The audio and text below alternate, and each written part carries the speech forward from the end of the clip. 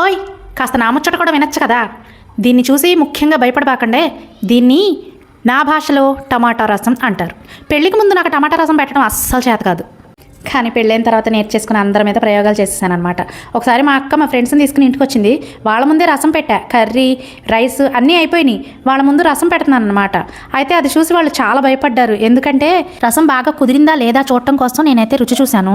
రుచి చూసినప్పుడు నాకు ఉప్పు బాగా ఎక్కువైంది అనిపించింది. సరే అని చెప్పి కాస్తంత నీళ్లు పోసాను. నీళ్లు పోసిన తర్వాత పులుపు తగ్గిపోయినట్టు అనిపించింది. సరేలే అని చెప్పి కాస్త చింతపండు రసం పోసాను. చింతపండు రసం పోసిన తర్వాత కారం ఉప్పు రెండు తక్కువ అనిపించినాయి. సరేలే అని చెప్పి మళ్ళీ కారం ఉప్పు వేసేసాను.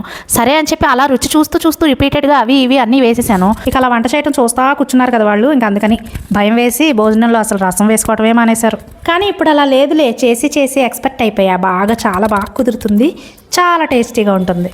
మీ లైఫ్లో కూడా ఇలాంటి వంటలకు సంబంధించిన ఫన్నీ మూమెంట్స్ ఏమైనా జరిగినాయా? సరేలే, నా ముచ్చట్లు కనుక మీకు నచ్చినట్లయితే ఛానల్ని ఒక్కసారి విజిట్ చేసేయండి. విజిట్ చేసేసిన తర్వాత వీడియోస్ అన్నీ చూస్తారు కదా, నచ్చితే లైక్ చేసేయండి. ఛానల్ని సబ్స్క్రైబ్ చేసుకోవడం మాత్రం మర్చిపోకండి.